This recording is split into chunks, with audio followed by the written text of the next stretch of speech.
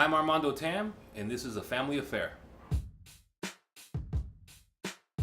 I come from Chinese, Nicaraguan backgrounds. Mi abuelos migrated to Nicaragua, and that's where our family started. So I've got my Antonio Wong, Susana Wong, Armando Tam, y Juana Mendieta as my grandparents, and then my father is Armando Tam. I'm a junior, and my mom, Blanquita Wong, is my mother. We got to the United States during the war and the revolution to overthrow the government in Nicaragua, and my mother had already been educated in the States at University of San Francisco, and so it was an easier move to the United States for a better quality of life. Nicaragua had gone through its turmoil under this presidency, and so my parents decided to move to the Americas. Everything started happening around 79. We actually got here around 1981. I was born in Nicaragua, and I came here at a very young age of 4 or 5 years old. So while I'm Nicaraguan de corazón, I'm raised here in the United States and a proud American. No, ¿sabe por qué? Porque eso es importante de no perder en la casa. Yo hasta este día, we speak Spanish at home to my parents. Not just to preserve our culture, but today it's better for business. But I think it was really important for my mom. To this day, I can't speak to them in English. And I appreciate that more than ever. I actually lost my Spanish in 6th grade. And I remember mi tío Enrique, who came from Nicaragua, and I couldn't speak or communicate to him. Y entonces él me dice, ¿cómo voy a poder decir que sos nicaragüense sin ni hablar el idioma? And you know, as a 6th grader, that really hit me hard. And I would like to say that it was mi tío Enrique, que en paz descanse, was the one that really broke it down to me, do not ever lose it, because I think when you come to America, the pressure of, you know, not fitting in, or you're an immigrant, it plays a big toll on someone growing up, especially when the parents have to get a job to provide a living in a new country and learn the language. Imagine how hard it is for the children. And so I think that was very pivotal in my life to understand the importance of my culture and the language. When my parents first came to this country, my mother was educated and my father was a hard worker. But one of the first things they did in the United States was either sell nacatamales, sell pastries. And so it was our DNA as a young kid, my brothers, Roberto and David, we would make the masa for the nacatamales so my mother can make them, my father would roll them, and we'd sell it. And that's what we did. So not only did they have their jobs, but we always did things around food to make additional money for a living. And I think it just stuck. And so as I get older, I used to be a dancer, and we'll get into that later. So if you guys know the dancing industry, you only dance at night. You run nightclubs at night. What do you have during the day? Nothing. So I would watch cooking channels. And so I had the basics of loving good food, but you just learn, you become passionate, and just like anything you do in life, you sculpt your art, you grade yourself, you hold yourself accountable, you learn your skill set, and then you see how good you can do it. So I started a video because I wanted to be on TV. I wanted to show the beautiful culture and flavors of Latin America, because I didn't think they were well represented back then, and to this day, even if I got some critiques on that. But so I created my own videos. I remember I paid a guy $1,000 and the video was crap, and so I had to learn the hard way. So instead of waiting on other resources, I just started getting an iPhone, iMovie, editing, narrating, and cooking everything on my own. And sure enough, you get better at it, and the quality of videos got better, and you get a larger audience. And so that's a little bit history of how I got into food. I would say I'm self-taught, and because I travel so much, so when I danced, we traveled a lot. When I travel, people travel for different reasons. I travel to understand, to learn, to know the history. You realize if you go to New York, you go to Brooklyn, you go to El Barrio, you're gonna encounter different cultures. The food, some people might pay, to eat. I also pay to eat, but also to learn, but I also look at who cooks it. Because every dish that we eat, there's history behind that. It could tell you a story about the neighborhood. It could tell you a story about the family or the culture that's cooking it. So I'm big on that. My mother used to throw these dances to raise money for a Nicaraguan association. Remember, in our culture, if you can dance, it's an easy way to be the life of the party. And so I started learning salsa from my mother, and then the basic step. And then I started, with my friend Jimmy, who gave me the basics of salsa, and they got me into the music. And just like anything, my father he put me in karate at a young age. He didn't put me in karate just like other kids to stay busy. he was era un karateca. So when I was in karate, I had to go to the tournaments. I had to win. If we didn't win first or second place, while my parents still loved us, uno se notaba que el orgullo no estaba ahí. So it was always in me to want to do great. So let's take us back to dancing. When I learned how to dance, it wasn't just, oh, this is cool. I want to see how far I can do it. And I got discovered in LA, and I get a call saying, hey, we're doing the Welcome to Miami video tour performance at the Wengo Tango in LA. Would you like to be in it? And I said, well, I'm from the Bay Area. You know, I don't really audition. Make a long story short, they couldn't find the right dancers, and so I got the gig, and that's what it was. Everything I do, I try to be great at it. I don't just do it just to do it. I want to thank my mother and father, que no una propaganda, you know, it's because they always put me in something that they felt was best for me in the future or something I can take it. Let me give you an example. My father never went to any one of my basketball games, but he sure as heck was up early to take us to the karate tournaments. So what did I learn? I learned balance, taught me how to dance. It learned confidence, taught me how to get in front of the camera. Those are the things that my father knew, or por chiripa, luck, as Nicaraguenses say, it helped us out. So when I was in the dancing industry, because I was rooted to my culture, going back to how me encanta la cultura, I didn't think I saw a future in the entertainment industry. You know, and I was a really good dancer. I think back then, the pre-internet days, we would go to the Cope on Tuesdays. You name it, LQs on Thursdays. I would go against the best in New York, and I was from over there. But I always knew that I didn't want to stay in that industry, and my friends were making a lot of money in real estate back home. And so it was an easy fix to go back into real estate. I was doing really good, helping the Latino community. So it was always in me, where most companies are trying to affect or get into the Hispanic market. It was always in my DNA to do that, especially being bilingual. You see I have no accent. So it was an easy transition. Then I saw a flyer that said the National Association of Hispanic Real Estate Professionals doing an event. I said, what? There's an organized group for Latinos in real estate? Why not? I was already having success in real estate. I went there to connect with people that look like me, to help out the people that were probably less fortunate, but also to learn so that I become better. And so then I went to the first regional convention that they had back then, and let me tell you, it just changed my life. Because for the first time, I seen professionals, executives at the highest level speaking to us. They cared about us. And then I was hooked. And then I have to pay it forward. Had I continued to do what I thought I wanted to do at 21 years old, there's no certainty that I'll be doing it at 31, 41, right? So if I would have done just dancing and gone for it, I'm a realist.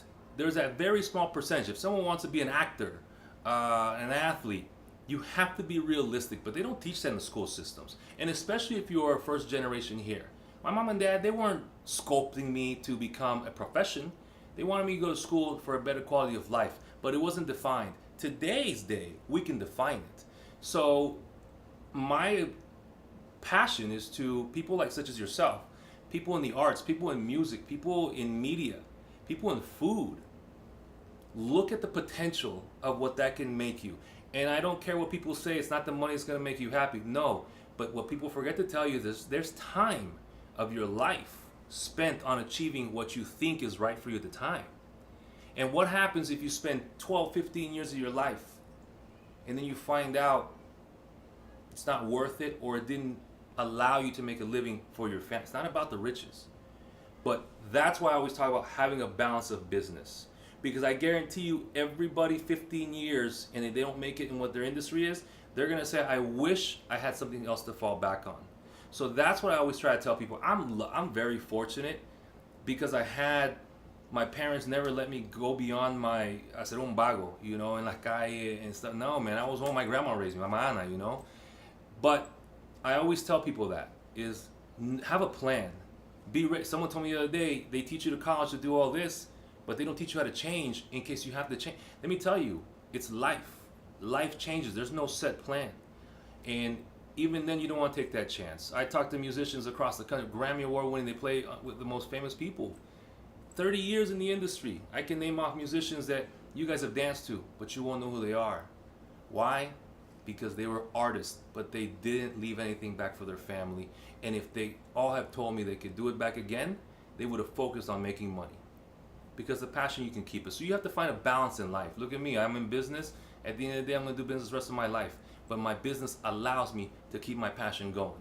If I focus on just my passion in the art, I don't know if I can make a living. And I don't want to catch myself, 45, 50 years old saying, what did I do with my life? Because you know who suffers? Your family, yourself. And so that's why I'm so passionate about business and balance. Cultura is something different. Cultura, I'm different. I'm 40 years old. I was raised Latino, sin pena. Man, you want to talk about being in ESL and the small yellow buses and the late students getting in? I did all that. The big ears, being Chinese, looking at Armando in ESL because we came at a different time. Nadie me puede decir que I didn't go through what you guys struggled. If anything, it makes you better. And so I'm very passionate. As I travel across the country, I hear people's different reasons as to why no hablan su idioma. And let me tell you, even my cousins that marry and their kids, my little cousins, they don't speak Spanish as well. I hope they maintain it. And I know they will have faith. But losing your language, losing your culture, it'll come back to haunt you even more. And I don't mean that to scare people, but I mean as a sense of pride. Food, dance, business is all a way to connect you to your culture. See, you don't have to speak the language. I'm being politically correct. Porque yo te voy a decir la verdad. I don't know what I would do si yo no podía hablar con mi gente, right? Yo no sé si yo voy a Nicaragua y no puedo hablar en español, yo no sé lo que yo haría, right? I'm not gonna lie to you. But I will tell you that those three things that I mentioned, culture, food, music, those are ways to stay connected to your culture. Imagine those people that don't have that. They have no guidance. You know what I've heard the other day? They become a canvas of their surroundings. And let's just take a little step further. Right? The name Tam wasn't created by my father. The name Tam was created by our great-grandparents. And I think that's a great way to seguir la tradición, to spread that baton of life. And so that's why I'm really passionate about maintaining it. And when I find like-minded people, it's just a deeper connection. It's a deeper connection. And so that is the essence of why I feel culture is so important. It's not for bragging rights. It's not to understand dale when Pitbull says it. It's not to dance bachata better. No, because that's an extension of who you are. And if you can't speak the language, there's plenty of other ways to maintain your culture. I think that's the coconuts of the world. I think that I have to learn how to accept them. But then again, I don't like to smoke cigarettes, so I don't got to accept smoking cigarettes. You have Latinos being the fastest and youngest growing demographics in any industry, uses of social media, starting small businesses, first-time home ownership. And let's not forget that home ownership looks like buying a home is hard, but it's also the biggest generator of wealth for Latinos. See, you and I, we didn't get born into wealth. Our parents didn't buy the vineyards in Napa and handed it down to us. We don't have it. We had to create it ourselves. So I want to make sure the importance of business and what buying a home means, because it's really easy to do it. But as far as those companies that want to tap into the Hispanic markets, we are the market. They do hire this token Latino surname, Rodriguez, Silva, Cruz, Vargas, and they're missing the boat. They're missing the boat in two things. One, you don't know if they're capable.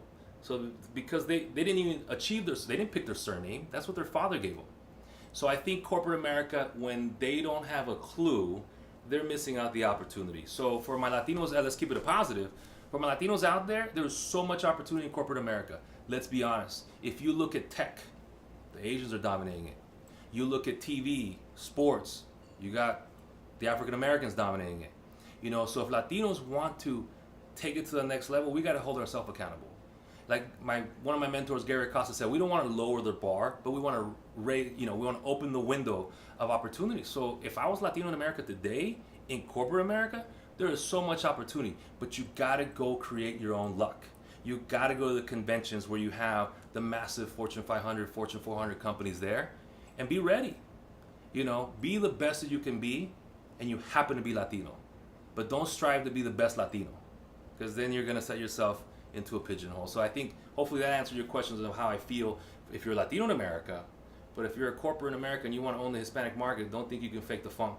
Like Pitbull said, Ford Fiesta. No one wants to party in a little car, Ford Fiesta.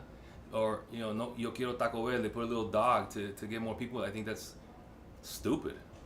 I can say that because it's not TV. It was stupid.